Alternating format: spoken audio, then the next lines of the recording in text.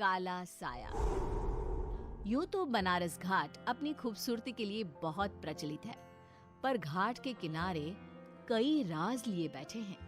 ये कहानी शुरू होती है बनारस के घाट के पास बने ममता निवास से, जहां प्रिया लाल जोड़े में ममता के घर उसकी बहू बनकर आती है। आओ आओ बहू, घर को अपने पैरों से पवित्र करो। ममता घर की दहलीज पार कर ही रही होती है कि अचानक एक बहुत गंदी सी बास पूरे घर में फैल जाती है।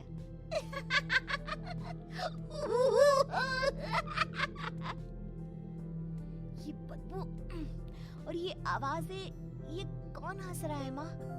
अब ये पड़ोसी ना हमारे थोड़े अलग से है। कहाँ हम शाकाहारी और ये मांस मच्छी खाने वाले। छोड़, तू ध्यान मत दे और गृह प्रवेश कर।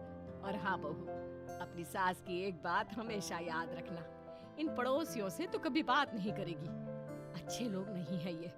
अपनी सास की ये बात मानेगी ना बेटा? हाँ माँ, जो आपकी मर्जी, मैं उनसे बात नहीं करूंगी। अगले दिन प्रिया अपनी पहली रसोई बनाने रसोई घर में जाती है। ये छोटी बात तो नाक में जा रही है। एक काम करती हूँ, खिड़की खोल देती हूँ। प्रिया खिड़की खोलने जाती है। इतने जाले, लगता है इस खिड़की को कभी खोला ही नहीं गया। पर ऐसा क्यों? ओह, नॉन वेज की स्मेल आती होगी ना। 2 मिनट के लिए खोल लेती हूँ, फिर बंद कर दूंगी। प्रिया खिड़की खोलती है। खिड़की खोलते ही उसकी नजर सामने वाले घर की खिड़की पर पड़ती है, जहाँ एक लड़की खड़ी होती है। हाथों में मेहंदी, लाल रंग की साड़ी, बिल्कुल सजी धजी, मानो प्रिया की तरह ही वो भी नई नवेली बहू हो। वो प्रिया को देखकर मुस्कुराती है। हे भगवान, माँ ने तो इनसे बात करने को मना किया था। प्रिया फौरन ही खिड़की बंद कर देती है और तवे पर चढ़े रोटी की ओर देखने लगती है, पर वहाँ रोटी न होकर मछली पड़ी होती है। ये क्या? पहली ही रसोई में इतनी बड़ी गलती। हे भगवान, अब मैं क्या करूं? प्रिया बहुत डर जाती है और फौरन रसोई की सफाई करने और फिर सभी के लिए खाना बनाने लग जाती है। जब वो सबको खाना परोसती है, सब तो ठीक है, मैं बेकार में चिंता कर रही थी। हे भगवान, ऐसे ही बस अपनी कृपा बनाए रखना। रात के वक्त जब सब सो रहे होते हैं, तब प्रिया को पायल की आवाज सुनाई देती है, जिससे उसकी आंख खुल जाती है। ये पायल की आवाज कहाँ से आ रही है? प्रिया उठकर उस आवाज के पीछे छत की सीढ़ियों तक जाती है। तभी उसे बच्चे के रोने की आवाज आती है। प्रिया छत पर जाती है तो क्या देखती है? वही लाल साड़ी वाली लड़की अपनी गोद में एक नवजात बच्चे को घुमा घुमा कर सुला रही है। तभी प्रिया की नजर उसके पेट पर पड़ती है। ओह गॉड, ये तो प्रेग्नेंट भी है। सुनिए, बच्चा सो नहीं रहा है क्या? मैं कुछ मदद करूं? नहीं नहीं, आपके घर वालों को अच्छा नहीं लगेगा, मैं संभाल लूंगी। स्नेहा की गोद से बच्चा हाथ मारकर प्रिया की गोद में आने को छटपटाने लगता है। दोनों घर अगल बगल में बने होने के कारण प्रिया उस बच्चे को गोद में ले लेती है। प्रिया के पास आते ही वो सो जाता है। बच्चे का वो स्पर्श रात भर प्रिया भूल नहीं पाती और अगली सुबह वो छत पर कपड़े सुखा रही होती है। तभी उसे एक औरत इशारा करके बुलाती है। स्नेहा कह रही थी बाबू तुम्हारी गोद में आते ही सो गया। मैं गौरी, स्नेहा की माँ हूँ। बहू, घर आना, बाबू को खिला भी लेना। शाम को जब घर पर कोई नहीं रहता, बच्चे से मिलने के लिए प्रिया छिपकर अपनी पड़ोसन के घर चली जाती है और कुछ देर बच्चे को खिलाकर वापस लौट आती है। इसके कुछ दिन बाद ही प्रिया को पता चलता है कि वो माँ बनने वाली है। ममता की खुशी का ठिकाना नहीं रहता।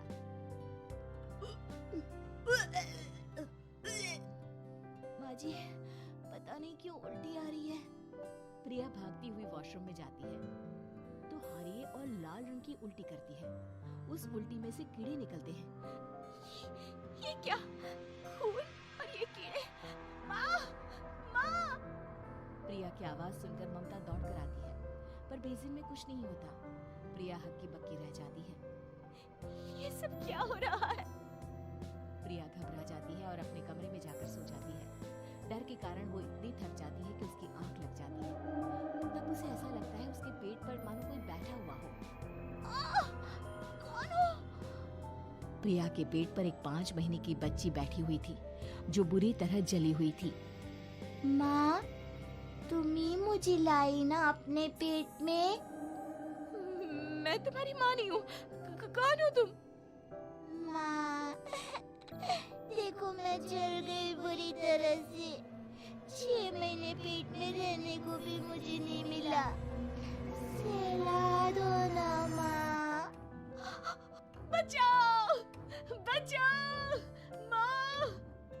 ममता दौड़कर कमरे में आती है। प्रिया की बातें सुनकर वो सब समझ जाती है।